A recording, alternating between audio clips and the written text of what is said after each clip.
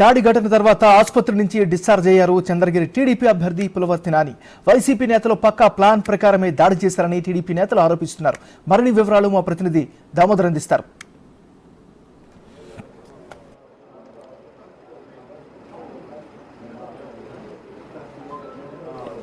MNR ప్రస్తుతం మనతో పులివర్తి నాని ఉన్నారు. ఆసుపత్రి నుంచి ఆయన ఉదయం 12 గంటల సమయంలో డిశ్చార్జ్ అయ్యారు. ఆయన ఇంటి వద్ద పెద్ద ఎత్తున సందర్శకుల తాకిడి ఉంది. ముఖ్యంగా నిన్న 3:30 గంటల సమయంలో ఆయన మీద ప్రత్యర్థులు సుత్తులతోనూ రాడ్లతోనూ దాడి చేశారు. గన్మ్యాన్ యొక్క చొరవతో పాటు అతని వద్ద ఉన్న వ్యక్తుల కొంతమంది అనుచరుల సాయంతో ఆయన బతికి బయటపడ్డాడు అని చెప్పవచ్చు. ముఖ్యంగా భుజానికి అదేవిధంగా కాలికి గాయాలైనాయి. ప్రస్తుతం మనం చూడవచ్చు ఆయన ఇంటి వద్ద పెద్ద ఎత్తున అభిమానులు ఏదైతే పార్టీ కార్యక్రమం నాని ఉన్నారో ఆయన అడిగి మరిన్ని విషయాలు చూస్తున్నాం. అసలు ఘటన ఎలా జరిగింది, ఘటనకు నాంది ఎక్కడ జరిగింది, ఎందుకు ఈ వీరు ఆయన మీద దాడి అంతమొందించడానికే ప్రయత్నించారా అన్న విషయాల మీద ఆయనతో మాట్లాడదాం.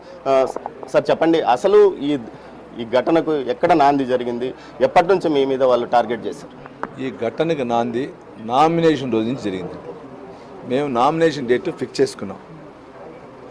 ఈఆర్ఓ గారు అడిగారు మీరు ఎప్పుడు నామినేషన్ వేస్తారని. సరే 18th ఒకటి వేస్తా ఉన్నాం, 25th ఒకటి వేస్తామన్నారు. ఆయన్ని అడిగా వాళ్ళు ఎప్పుడు వేస్తారంటే 23rd అండి సార్ అన్నాడు. కన్ఫామ్ అంటే కన్ఫామ్ అన్నాడు. మేము అప్లై చేసాం. మాది ఒక చిన్న మిస్టేక్ అంటే 1 hour వాళ్ళు లేరు కాబట్టి లేట్గా అప్లై చేసాం. మేము ఎప్పుడు 25th అన్నామో నెక్స్ట్ అదే 25th అదే డేట్ అప్లై చేశాం. ఉదయం మేము గుడికి పూజకి వెళ్ళాలంటే ఆ టైంకి వస్తానన్నాడు. గుడి పూజ ఆ టైంకి వస్తాను సార్ మేము 1/2 hour పోస్ట్ పోన్ చేసుకుని వస్తే మళ్ళీ ఆ టైం మార్చాడు. ఏది చేసినా ఇబ్బందిగానే చేస్తూ వచ్చినాడు. అంటే ఘర్షణ వాతావరణం కావాలని ఉద్దేశం చేస్తూ వచ్చాడు. అదేవిధంగా నామినేషన్ అయిన తర్వాత మా కోడలు మా కూతురున్న కారును కూడా కొట్టారు. అక్కడున్న వ్యక్తులు కొట్టారు. అంటే ఆ రోజు నుంచే స్టార్ట్ అయింది అన్నమాట. దీన్ని అతను కొనసాగిస్తూ ముందుకు వెళ్తున్నాడు కానీ తగ్గల. ఆయన కానీ ఆయన కొంచెం ఉంటాడు ఎక్కడో ఒక చోట ఒంగోలు నుంచి ఫోన్ చేస్తాడు, ఇది చేయండి అది చేయండి అంటాడు, లేదు ఇంకో చోట వస్తాడు చేయండి అంటాడు. మా కుటుంబ సభ్యులు కానీ మా కార్యకర్తలు తల్లోంచుకొని ఓర్చుకొని వెళ్ళాం. ఆ ఓర్చుకొని వెళ్ళిన దాన్ని కూడా తట్టుకోలేకుండా నన్నే అటాక్ చేస్తే సరిపోతుందని ఒకటి. రెండోది నిన్న మా గన్మ్యాన్తో పాటు ఉన్న వ్యక్తులు చెప్పిన మాట ఏమంటే వాడిని చంపేండ్రా బై ఎలక్షన్ వస్తుంది, చంపేండ్రా బై ఎలక్షన్ 3 సార్లు అన్నా అంటే ఎవడో వ్యక్తి ఎవడని తెలియదు. చంపేండ్రా బై ఎలక్షన్ వస్తుంది, చంపేండ్రా బై ఎలక్షన్ వస్తుంది అని 3 సార్లు అన్నా అంట ఆ వ్యక్తి. అది మా అబ్బాయి చూస్తే వీడియోస్ చూస్తే తెలిసిందేమో.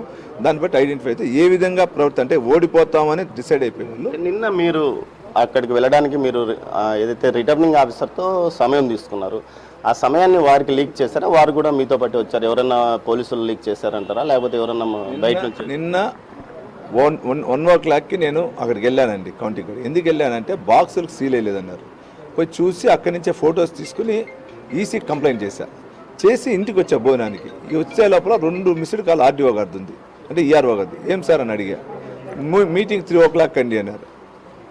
వస్తాను సార్ అన్న. మళ్ళీ పెట్టేసి మళ్ళీ 2 minutes కనుక్కున్నా. సార్ ఎక్కడ సార్ మీటింగ్ అన్నా అంటే పలానా మహిళా యూనివర్సిటీలో అన్నాడు. సరే సార్ అన్న చెప్పి వితిన్ 5 to 7 minutes వెళ్ళే లోపల 10 minutes ఉంటుంది. ఇక్కడి నుంచి వెళ్ళే లోపల వెళ్తాను నా అటాక్ స్టార్ట్ అయ్యింది. ఎంతమంది పాల్గొన్నారు మీకు గుర్తున్నంత? ఒక 30-40 మంది ఉంటారు.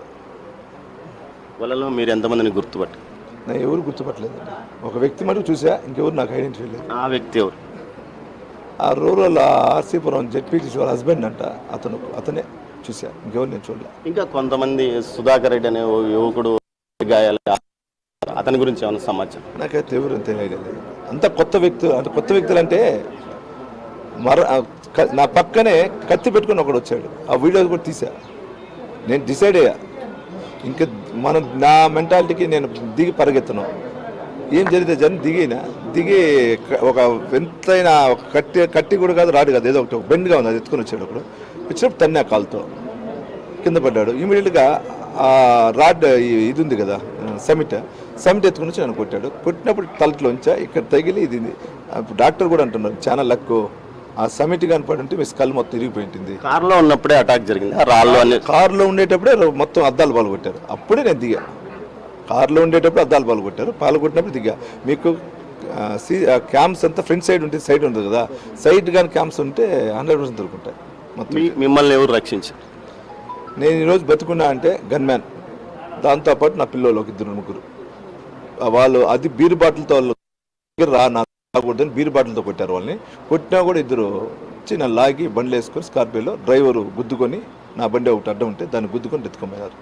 గన్మ్యాన్ లేదంటే నిన్న 100% నేను చనిపోయింటా. అదేవిధంగా గన్మ్యాన్ ఫైర్ చేసినాక మళ్ళీ గన్మ్యాన్ అటాక్ చేశారు. అటాక్ చేసినప్పుడు నా పిల్లలు ఎత్తుకొని లోపలేశారు. గన్మ్యాన్ అటాక్ చేస్తూ నన్ను చంపాలని ప్రయత్నించినప్పుడు నా పిల్లలు లాగి నన్ను బండ్లు వేసుకొని ముందుకు వెళ్ళారు. సార్ ఎంతసేపు జరిగింది సార్ ఈ మొత్తం? 15 మినిట్స్ జరిగింది, 15 నిమిషాల పైన జరిగింది, 15-20 నిమిషాలు జరిగింది. ఏ పోలీస్ అధికారి రాలి అక్కడ. నేను బండిలో కూర్చొని అటాక్స్ జరిగేటప్పుడు చంద్రగిరి డిఎస్పీ గారు చెప్పి అటాక్ జరుగుతాం సార్ అని చెప్పాను. ఆయన ఇన్ఫార్మ్ చేస్తే కరెక్ట్ 2 మినిట్స్ లోపల ఉన్నారు, అంతా స్ట్రాంగ్ వచ్చి ఎవరు రాదు.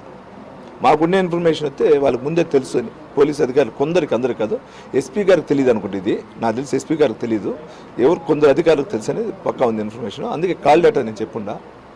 మాకు పై స్థాయిలో ఉన్నారు కదా, పక్క రాష్ట్రాల్లో డీజీపీలు కూడా మాకు ఉన్నారు కదా, తెచ్చుకుంటాం. ఎవరు కర్త క్రియ అని తెలుస్తాం. ఘటన జరిగిన తర్వాత ఎంతసేపు పోలీసులు అక్కడికి వచ్చి? ఒక 45 మినిట్స్. ఘటన జరిగినాక మేము వెళ్ళి లోపలికి వెళ్ళి